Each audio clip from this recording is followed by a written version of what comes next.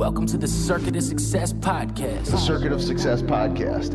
With your host, Brett Gilliland. Brett Gilliland, Visionary Wealth Advisory. The Circuit of Success Podcast. Let's start the show. Welcome to the Circuit of Success. I'm your host, Brett Gilliland. Today, I've got Joel Staley with me. Joel, how you doing, man? Doing fantastic. Best day of my life so far, Brett. There you go. I like it. Omaha, Nebraska. What's cooking in Omaha today? Starting to get some nice weather, and that just reminds me we're about 90 days away from spring, so I want to make sure that I look the part. That's right. Amen to that. It's we had today's Friday when we're recording this. We had a 70-degree day and a 63-degree day, and then we started the week a little chilly. It's supposed to be cold tomorrow. So, as you know, living in the Midwest, that's what we do. We show up, you stick around long enough, the weather changes. So, well, you are Joel Staley. You are the founder of Total Reset Coaching. You help business owners, executives, and leaders uncover hidden gaps in their energy, focus, and performance, which is a big deal. You've helped over 2,000 men with that, and today we're going to dive deep into that. But before we do that, Joel, why don't you let us know kind of what's helped make you the man you are today? Sure, yeah, I've had quite a few trials and tribulations. Actually, today's the 6-year anniversary that I left my corporate 9-to-5 job to go all in on the fitness coaching. Nice. And one of the best things I've ever done. I didn't really have a plan or a safety net, but it just ended up being, that first domino that knocked down the next one. And then fast forward 6 years, we figured a couple things out. And we still have a roof over our head, and we've helped a lot of guys hit their goals. So it's been a great adventure. I'm a husband. I have 3 young daughters, a 7-year-old, and then twin girls that turn 4 in 2 days from now. Wow. And just a lot on my plate, but that's how I like to do it. So what advice would you have for somebody that's in the corporate job right now? They would love to go out and start their own deal, work for themselves instead of working for somebody else. What advice would you have? Because I'm sure that was scary as hell. It was, and I had been doing fitness coaching as a side hustle for a few years, nothing super serious. And so it's kind of funny. I go back and forth, Brett. The safe advice I would give someone is build it up and see if there's any legs to it before you just dive all in, not knowing how deep the water is. However, that's not the advice I gave myself. I took more of the burn the boats method. And the reason for that was it was actually my daughter's, our oldest, Kennedy's first day of daycare that I ended up quitting my job because I just realized there really was no side time for my side hustle anymore. And it was kind of a crap or get off the pot moment. And the question that I kept coming back to as I peeled the layers of what I should do was, would I rather be on my deathbed someday and have failed miserably and be able to look myself in the mirror and say that at least I had the courage to go for it?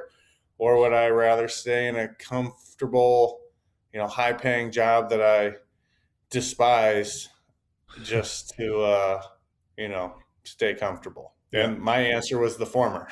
Yeah. It's funny. I did the same thing. When we started our firm, Visionary Wealth Advisors, I was had a great career going and, new home that we built and wife and 3 kids. She was pregnant with our 4th one, and timing, she's like, is this the right time? I'm like, nope, but we're doing it. And so you just got to jump, man. And I'm a big believer of no plan B. I say this a lot on the podcast because plan Bs give you a way out. And I think if you're going to go all in, man, you don't need a way out. Just go all in, figure it out. Doesn't mean you know everything, right? But you're going to figure it out as you go. You'll mess up, you'll make mistakes, but you'll learn from them and you keep going. So when you think about the people you work with, obviously successful people, they've been successful maybe in business, they've been successful and hopefully their marriage and their kids and different things like that. But what are you finding that they're not successful when they come to you and say, man, I need a total reset, hence the name of your company. I need a total reset. What are they missing and what do they need to be doing? Systems, to break it down very simply, systems. So just for example, I was thinking about this morning. I had a slumber party, what we call it. Once a week, me and my 3 girls will all blow up the air mattresses and watch a movie in the living room and just sleep down there. And I slept like crap because this air mattress is like half blown up. I think it's got like a little hole in it apparently and whatever. But I had to meet my gym partner at the gym at 5:15. Otherwise, had I not had that backstop in place, that like layer of accountability, that system, I would have snoozed my alarm and just kept sleeping. But having that backstop or that system in place allows me to lean on that as opposed to what most guys do, which is delude themselves in thinking that their willpower is going to be the thing that crosses them across the finish line. And just by white knuckling it, they're going to all of a sudden do maybe like sometimes a 180 as far as their habits and routine Right. go. And I mean, there's a lot of parts with the system. The gym buddy in the morning is one aspect of it, but honestly, most successful people will agree that we're the sum of the 5 people we hang around the most. And for a lot of us, that's our wife, that's our little kids, that's our like employees or average coworkers. It's Yep. not really that iron sharpens iron environment that men need to hold themselves to a certain standard and get that healthy competition. So that in and of itself, surrounding yourself with a group of winners that hold you to a certain standard is a system that without your chances of success just seem to go Yeah. way down. Yeah.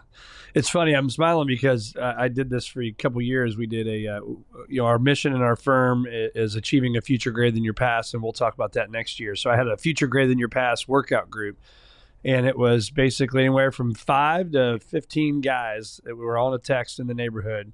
And it was in my backyard, and it's where we started. And then it was amazing. There were certain days where I'd kind of roll out and I could see where the meeting spot was. And I'm like, oh man, I can already see so-and-so coming down the stairs into the backyard. And I'm like, oh, I got to get rolling, So that accountability is huge, man. And I did it even as a young financial advisor, I had a ton of accountability. So I couldn't agree more that accountability is a big deal. And so when you get there and things happen, what are the other systems that you can put in place to help somebody listening to this today? So accountability is one. What else you got? So another big one is going to be as high performers, which your audience strikes me as that's the demographic. If they're listening to this podcast, and they're most likely in the high performer category. We always seem to be asking ourselves, what more can I do? What more can I do? How much more can I put on my plate without just being completely overwhelmed? And like, we're the workhorse that can always take on more. When I think it was Tony Robbins says that a lot of times the quality of your life is based on the quality of questions you ask yourself. And I think a question that we need to ask ourselves a lot of times is, do I really need to be doing more? Or is there a way that I can take things away and that'll actually get me closer to my goals? Kind of like meditation. You don't do more. You're not like, I'm stressed out, so I'm going to go, I don't know, do something crazy. You're like, no, I'm actually going to just sit here in silence for 15 minutes, categorize my thoughts, and do less. And by doing that, you just clear out the bandwidth and all the clutter in your mind, and then you can operate at a higher level. So what that looks like for my guys in the 2 arenas of nutrition and training. Nutrition, I'm a big proponent of both intermittent fasting and strategic longer fasts. Because if you have a guy that is scaling his business until 5 o'clock and then he's family man from 5 to 10, well, then adding 6 perfectly portioned, perfectly tracked meals a day, every day for the rest of his life may not be the thing, because it's just, again, adding more. Where if you could remove some meals during the workday, have more time to be productive, not get that post-meal lethargy where you're just like, feel like you just had the Thanksgiving meal and you don't want to pick up the phone because, you're tired. You'd rather watch YouTube videos. And then, so intermittent fast throughout the day, and then time the bulk of your meals when you're at home with your family and they're expecting you to eat what they're eating, not eat a completely different meal like a lot of guys try to do. Then it just flows a lot simpler. As far as the training, just cutting out all the stuff that doesn't do anything. I mean, how many guys go into the gym 6 days a week, and it's the old Pareto principle. Like 20% of the stuff you do is accounting for 80% of the results. So get rid of the 80% that accounts for the other 20 and use that time to do something else. Yeah.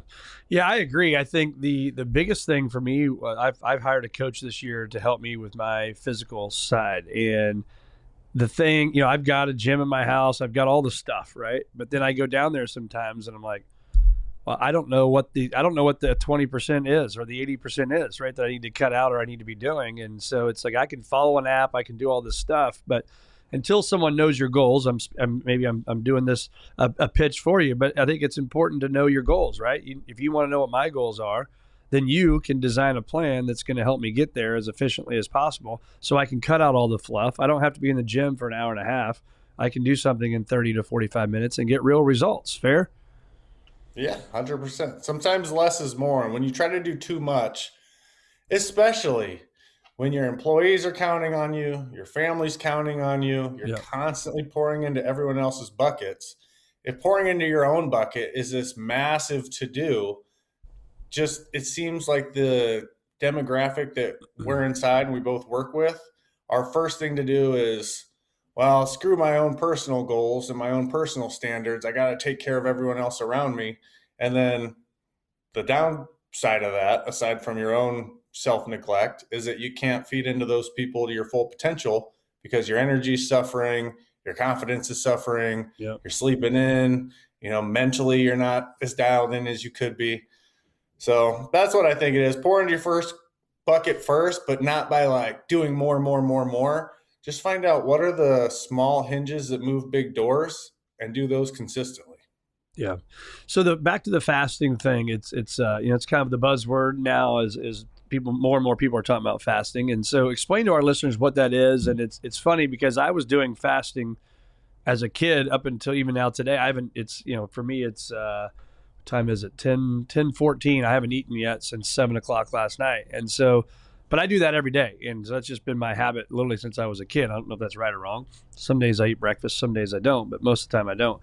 What is the importance of this fasting and when should they be doing it? And the reason I asked that, sorry to go such a long question here. I'm in a spot right now where I'm trying to, eat clean and get a certain amount of protein. And so I got to get it in throughout the day. But so everything I've just said there, a bunch of words, why is fasting so important?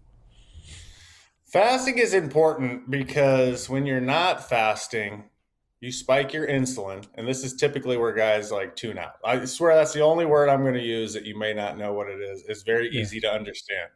It's like a light switch. Whenever you eat, your body stops burning body fat and starts burning the calories you just ate for like the next few hours. So the problem is we're burning body fat when we finally go to bed at night, go figure, when we go a few hours without eating, and we're burning body fat. And then when you wake up and you're not necessarily hungry, but you have that bowl of oatmeal or cereal or pancakes or protein shake, eggs, whatever it is, as soon as you introduce new calories, you stop burning body fat and you start burning the food that you just ate. So what that means is most guys have their first meal, let's say at like 7 a.m., and they don't stop eating till 10 p.m. And then it takes a few hours after you stop eating for your insulin to even come back down. That means you're in fat storage mode for 18 to 20 hours out of the day until you finally sleep.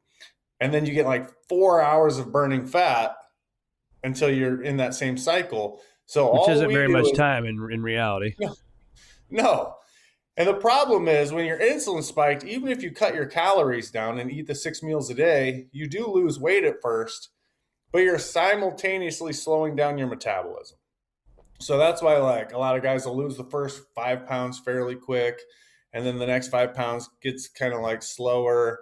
And then they hit a plateau and they're doing everything they think they should be for a month and nothing happens. And then they're like, okay, well, maybe this just isn't for me. And they throw in the towel. Is because they're just not setting themselves up for success as far as metabolism goes. Got it. So it does definitely depend on how aggressive you want to get. I did a 5-day dry fast a few weeks ago, and that was more so for health benefits, but that's like no water, no nothing. It's hardcore. But I lost 20 pounds in 5 days. That's aggressive. You don't necessarily need to get that aggressive. But the nice part is You can if you want to. So talk about that. So 20 pounds in 5. I mean, you look like a lean dude anyway, so I can't imagine you needed to lose an extra 20. But I'm assuming that a lot of that's water weight. But so I didn't even know you could go 5 days. I thought you'd like die without water after like 3 days or something. So what'd you do to stay hydrated? So if we're going down the dry fasting rabbit hole, it's pretty insane. Essentially, your body breaks down your fat cells and gets the water out of those, out of your fat cells, which is really beneficial. And it is like a total reset to your body, which is the name of my company is Total Reset, because physically we reset your body as far as hormones go, metabolisms go. That's all through the fasting. Mentally, we reset your mind and your mindset through subconscious reprogramming and whatnot, which we may or may not get into, but that's equally as important. And then we reset the environment with the third piece, which is that, accountability and then community aspect. But if you're asking about the dry fast, I did that because I was diagnosed last year with late stage, by the time we caught it, testicular cancer. And I had to go get my first PET scan a couple weeks ago. And this was going to ultimately say, did we get it all, or do we got to figure something out? And I just wanted to know that I had done everything within my capabilities to walk into that appointment and be as detoxed as possible and say I did everything within my control to get the best possible outcome. And to me, that 5-day dry fast with a group of buddies that I paid money to be in, which is another big part, was the way I got through that. But yeah, that was intense. You definitely don't need to do that, but you can. Yeah, well. Hopefully, you got good news. Did we get good news at the doctor? Yeah. Didn't find anything, so we'll take it. That's awesome, man. Congrats. I'm happy to hear that. My wife and I have a foundation called Swing for Hope, FORE, swingforhope.org, and that's our foundation for cancer. So we got a lot there. We could have a whole podcast just about that, but I'm glad to hear things went well there. So talk about that mental. You talked about the mind reprogramming, and you said if we get into that, let's dive into that because I'm fascinated by that stuff. What's that mean? I like it. All right, yeah, I do. I love to talk to guys that have gone down that rabbit hole because it just speaks so much about kind of how you spend your free time and the stuff you're interested in. Yeah, it wasn't until a couple of years ago. I knew that most coaches had some sort of like mindset training, and I just figured it was a check in the box. Like, all right, before you can give them the good stuff, which is the workouts and the nutrition advice, you have to have that one mindset video that's like, hey, keep going when things get hard and don't give up. I just thought that was kind of like how it went. But I didn't really fully understand that our subconscious mind is directly responsible for 95% of our actions, habits, and behaviors. And we are programmable creatures at our core. And the downside of that is that most of our programs that are running below our subconscious mind, causing these emotions to flare up and make us act in certain ways that may not seem logical to people around us, were put there by either our parents or our teachers or our siblings or just our environment, usually at a very young age that we're not even necessarily aware of. And they can cause us to self-sabotage. Like a big one for my demographic is a lot of us had dads that would say, you don't know how hard me and your mom worked to put food on the table. There's kids starving in Africa. And then we internalize that at a very young age to think, okay, if I waste food, that makes me a bad person. And then 40 years later, we're wondering why, we have to finish everything on our plate and then on our kids' plate and eat until we're absolutely stuffed. And we're not even aware of it. But somewhere a seed was planted that I need to not waste this food or I'm a bad person and I'm letting down my hero, which is my dad. Yeah. There's millions of them. Yeah, that's great. I know some people like that's because I'm a big believer in as soon as I start to feel full, I'm done. And the fork is down and I'm out. I hate the feeling of being full. And I guess subconsciously that probably helped me, but my parents didn't. They were not the parents that said you got to finish the food. Like if you're full, you're full. You'll figure it out, Yeah, very nice. Another big one is, so we have three little girls, like I mentioned, and sometimes they'll have a bad day or fall and skin their knee. And my wife, who's an angel, and I'm not picking on her, but her instinct, because she's more of the nurturer, she has the feminine energy. She wants to like take them to go get ice cream to make them feel better or get them candy. And I'm like, do whatever you want. But when they're 40 and every time they have a bad day at work, they got to come home and drink a bottle of wine or get into the Ben and Jerry's because sugar is the only thing that makes them feel better when they're stressed out. Like, we're going to know exactly where it came from. But we all have these things. And it's my job to help my clients figure out what those are, because just getting the right workouts and the right nutrition in place is important, but that's like updating the hardware that you're using for, to grow your business, and then never updating the software. They have to be cohesive. Otherwise, it's only a matter of time before the whole system crashes. Yeah. So walk through that process. So if somebody, let's say they don't hire you, but you want to help this person, that's why you're here, obviously, is to help people. But so what's that process look like, and what can somebody do right now on their own at home? Well, what's nice about how I've set things up, and guys can do it on their own, but typically most recommendations you are going to find are very, what I was talking about earlier, do more, do more, do more, where, okay, I have to repeat affirmations to myself constantly, even though I don't really believe them. And now I'm kind of feel like a liar because I'm lying to myself saying I am this, I am that. But, consciously, I know that's not the case. Yeah. Visualizing, which is, it sounds great in theory. We know all the greats do it, but when most guys try to do it, what tends to happen is you just start thinking, oh, did I move the laundry over from the washer to the dryer? Oh man, I got so much to do today. Did I email that one guy back? And we never really get in that flow state, that zone of visualizing. So the way I've set things up is, number one, we have our clients fill out pretty much just like a U 2.0, where we get them crystal clear on where they want to be across the board: their health and fitness, their business, their career, their family relationships, how they're showing up as a husband, a father, a friend, how people would describe them, what their perfect day looks like. Just like 21 questions to get them crystal clear on the targets across the board.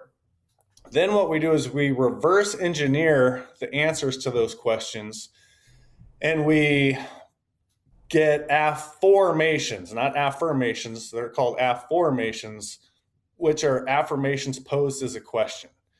So instead of saying, I am single digit body fat and healthy, when you're 300 pounds and like, I'm lying to myself, because the subconscious mind assumes anything you tell it is true, what it'll do is try to connect the dots of why what you're telling it is true.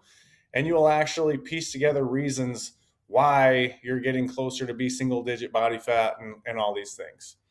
So what we do is we use AI to create this soundtrack over music the guys just listen to for 10 minutes before they go to bed. They put on their headphones, and when they're in that very suggestible theta brainwave state, as they're drifting off to sleep, in between that like waking state and sleep state, we have them play the soundtrack that's totally customized to their goals. It's like, why is it so easy for me to wake up at 5 o'clock and dominate my workouts?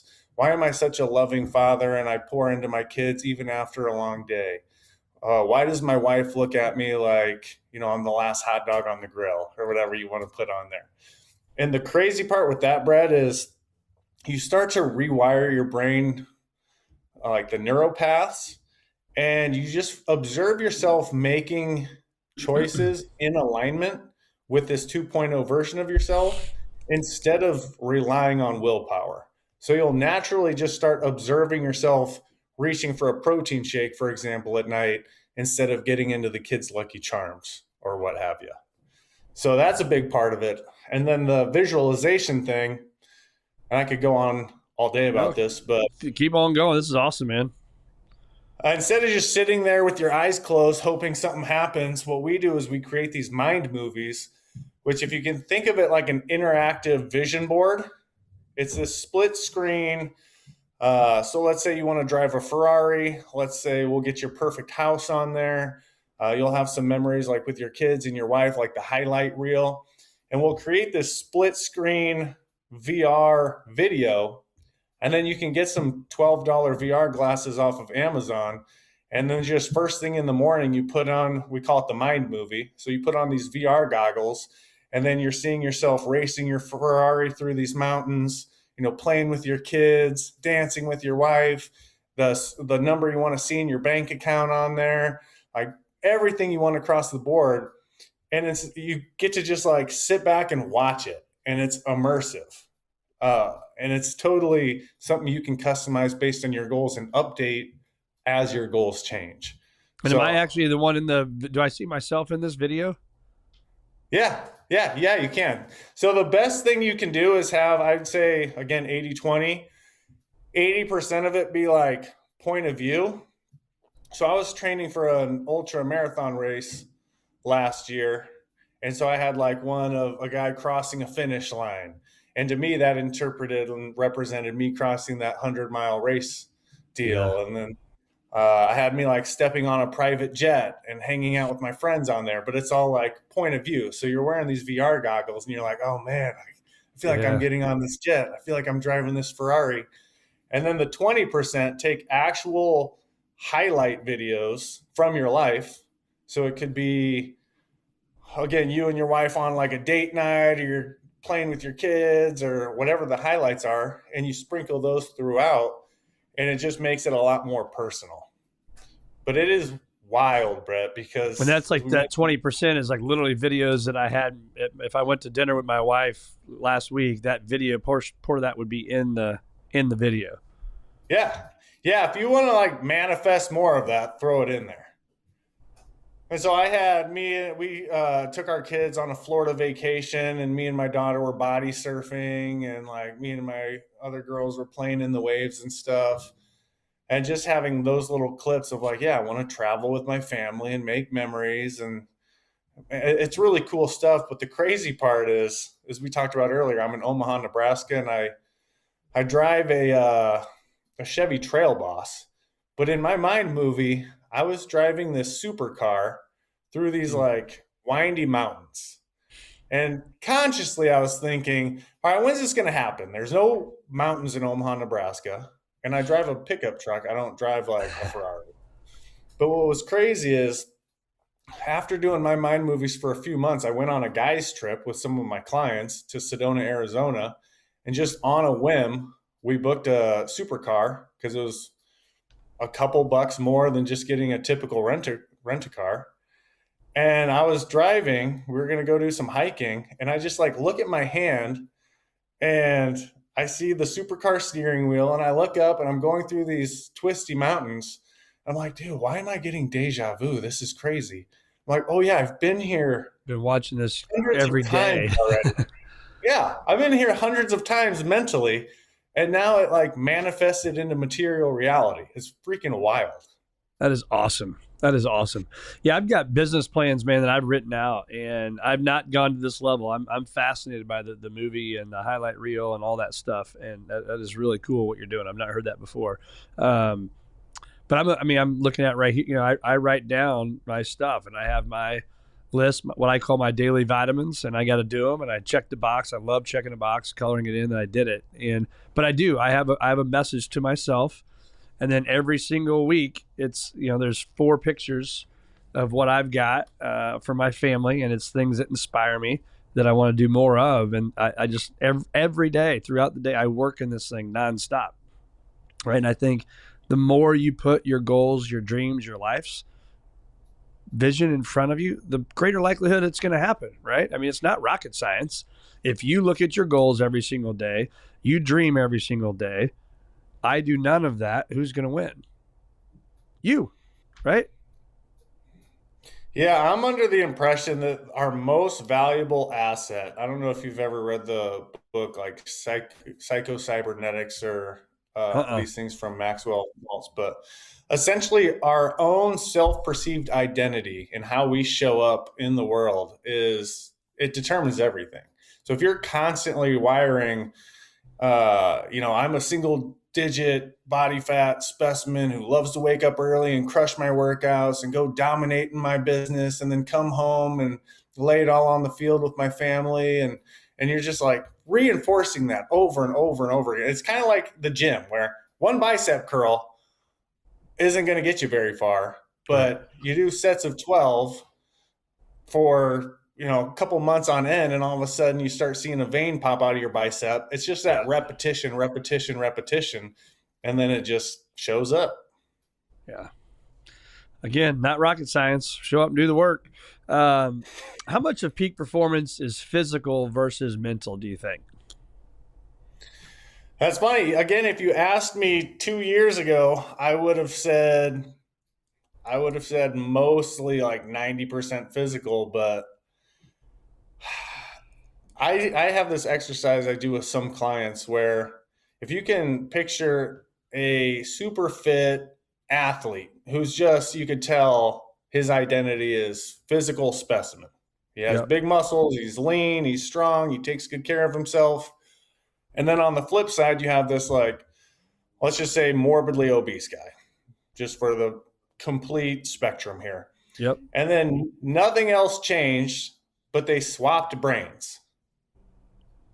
It would only be a very short amount of time before the obese guy's brain in the jacked guy's body would go, well, I'd rather sit on the couch and watch Netflix than go get uncomfortable at the gym. And I'd rather eat Doritos than a steak. And it would only be a very short amount of time before that body started to entropy and get worse. And then on the flip side, the jacked guy's brain in the heavier man's body would say, well, I definitely don't like the way my clothes fit. I feel like my energy's lacking. I don't like my confidence.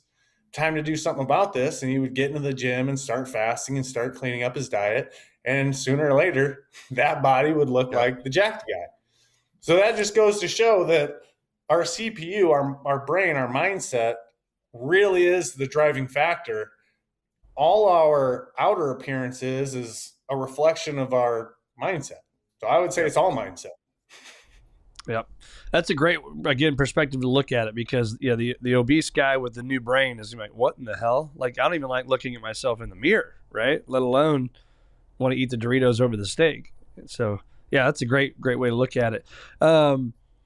When we think about routines, we talked about this earlier. What's the biggest routine that you can think of? Like, if I followed you around every day, that I'm going to see that happens day in and day out for you and your successful clients. Starting the day off with at least one win. If you can habit stack and create a couple wins. So that is why I have that system. Going to the gym is one of my favorite things to do. Yeah. I'm not like if you think of like CrossFit workouts or like the Farrell's boot camp body stuff, like I would hate to do those workouts. I wouldn't go to the gym if it was this torturous event that I loathed every day. Yep. When I go to the gym, I listen to podcasts that I find fascinating. I listen to music that I can rock out to. It's like my hour to pour into myself no matter what before everyone else wakes up. And then the rest of the day, pour into everyone else. But that first hour is mine. So that's very important to me. Knowing that I'm not going to miss that workout, I try to habit stack and tie some of the habits that don't necessarily come as easy for me around that workout. So as I'm driving to the gym, I listen to one of my affirmation hype tracks, which is kind of another thing. The affirmations are when you're going to bed. The affirmations is we create you kind of like your own Rocky montage that like just hypes you up first thing in the morning as you're getting going. So I listen to that on the way to the gym. And then when I get home from the gym, I sit in the parking lot in my truck for about 13 minutes and I do this guided meditation, just kind of like, hey, no one wants pre-workout dad to be the one like waking them up when they're just getting adjusted to the world. I come on guys, let's go, rise and shine. Yeah. So that kind of gets me a little bit more reasonable. Yep. But stacking a few wins first thing in the morning, as opposed to being in the other side of the camp where you sleep in late then you're rushing to get going, and then you're stuck in traffic for work. And next thing you know, you've stacked like 4 losses. And then the rest of the day is just either shot or spent trying to catch up and get back into the green zone. Yep. Yep. Yeah, I love that habit stacking. It's funny. I'm not a guy that loves going to the gym, but it's weird because now the last 6 weeks I've got a plan, and it's when I have a plan, it's easier to do. And then to your point, I used to go in and do whatever I would do and try to figure it out. But when you have a plan and you do the same thing every week and you start to see results, I'm like, this works. Now I'm more motivated to go. But then same thing in my gym, I've got a TV, so I turn on YouTube. YouTube already knows what I want to watch, right? They know me just as well as I know myself. So all it does is it just plays the stuff that you want to learn about, right? And learn more about and motivates you and inspires you. And it just keeps going, right? And so now I'm doing the same thing, habit stacking, watching it on TV, doing the exercise, seeing results. It works. So get a plan, have accountability, do something you enjoy. What keeps you sharp mentally, do you think, throughout the day and throughout your week? What keeps me sharp mentally? Man, I would say planning my day on my calendar. So I met a client today at the gym. I've been really doubling down in the local Omaha market. I work with everyone nationally, and I have for the last decade now, but I've been really trying to I'd like to get a group of guys together that we go get a steak every month or so and talk goals and whatnot. So I met a local client at the gym and kind of walked him through a workout this morning. And I was telling him that it's funny because my morning workouts at the gym is when I get all of my downloads. I will get just a random fleeting thought that I have to take my phone out of my pocket and put it in my notes, because I know that if I don't, it's gone with the wind and I won't remember it no matter how good it is.